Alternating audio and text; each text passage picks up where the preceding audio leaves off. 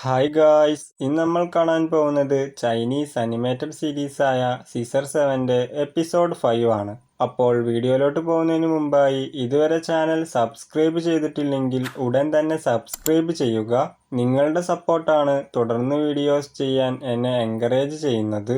എന്നാൽ time waste ചെയ്യാതെ നമുക്ക് ഈ അനിമയിലോട്ട് കടക്കാം. ഇന്ന് നമ്മൾ കാണാൻ പോകുന്നത് സീസർ 7 സീസൺ 1 എപ്പിസോഡ് 5. ഹീറോന്റെ നെക്സ്റ്റ് ടാർഗറ്റ് ഒരു മുത്തശ്ശിയായിരിക്കും. ഫ്രഷ് ഓറഞ്ച്, ഇത് നിങ്ങളുടെ ഫസ്റ്റ് ലവിനേക്കാൾ മധുരമുള്ളതാണ് എന്നൊക്കെ പറഞ്ഞ് ആ മുത്തശ്ശി ഓറഞ്ച് സെയിൽ ചെയ്യാൻ ശ്രമിക്കുമ്പോൾ അങ്ങോട്ടൊരാള് വരുന്നുണ്ടാവും.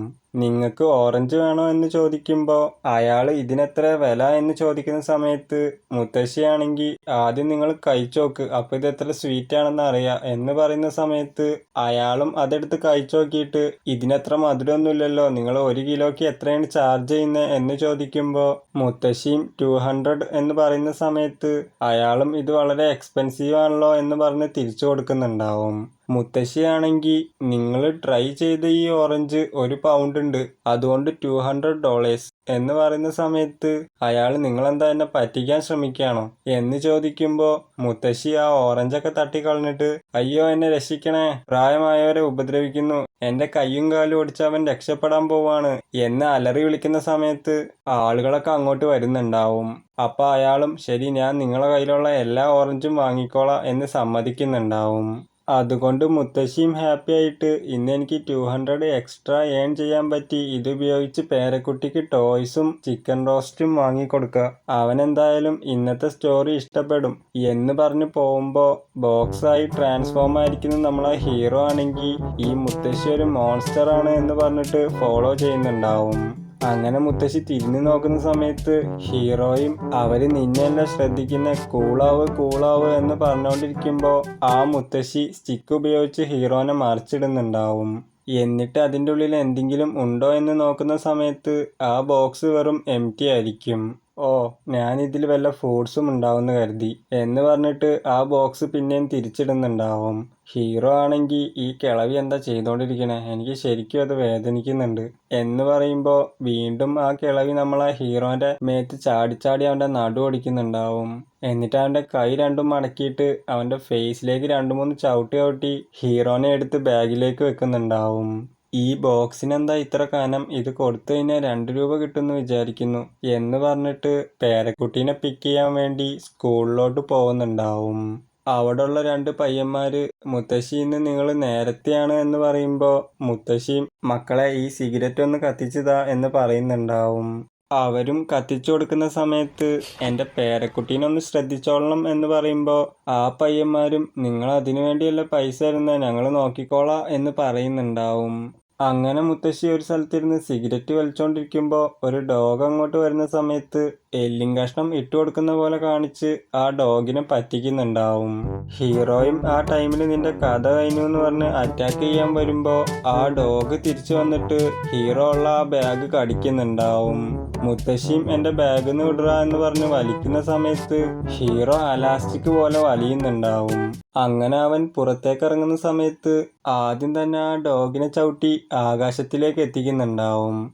കിളവി, നിന്റെ അടുത്തൊരു ബാൻഡേജ് ഉണ്ടോ എന്ന് ചോദിക്കുമ്പോൾ ആ മുത്തശ്ശിയാണെങ്കിൽ ഹീറോന്റെ ഷോൾഡറിലേക്ക് കുത്തുന്നുണ്ടാവും. എനിക്കിനി 2 ബാൻഡേജ് വേണ്ടി വരും എന്ന് പറയുന്ന സമയത്ത് മുത്തശ്ശി ഹീറോന്റെ അടുത്ത് നീ എൻ്റെ ബാഗ് നശിപ്പിച്ചു, അതിനുള്ള നഷ്ടപരിഹാരം എന്താ എന്ന് പറഞ്ഞ് ഹീറോന്റെ മറ്റേ ഷോൾഡറിലും കുത്തുന്നുണ്ടാവും. അങ്ങനെ ഹീറോക്ക് ബ്ലഡ് ലോസ് ആവുന്ന സമയത്ത് ഹീറോയും അവിടുന്ന് എസ്കേപ്പ് ആവാൻ നിൽക്കുമ്പോൾ ആ മുത്തശ്ശിയും അവനെ വിടാതെ നീ എൻ്റെ പൈസ തന്നിട്ട് പോയാൽ മതി എന്ന് പറയുമ്പോൾ ഹീറോയും ഞാൻ ഈ കിളവിനെ വളരെ അണ്ടർഎസ്റ്റിമേറ്റ് ചെയ്തു, ഈ പ്രായമായവർക്കൊക്കെ എന്താ ഇത്ര ദേഷ്യം എന്ന് ചിന്തിച്ചുകൊണ്ടിരിക്കെ അവൻ്റെ സിസർ കാണുന്ന സമയത്ത് അത് കൺട്രോൾ ചെയ്ത് അറ്റാക്ക് ചെയ്യാൻ ശ്രമിക്കുമ്പോൾ ആ മുത്തശ്ശി ഹീറോനെ വെച്ച് ഡിഫെൻഡ് ചെയ്യുന്നുണ്ടാവും.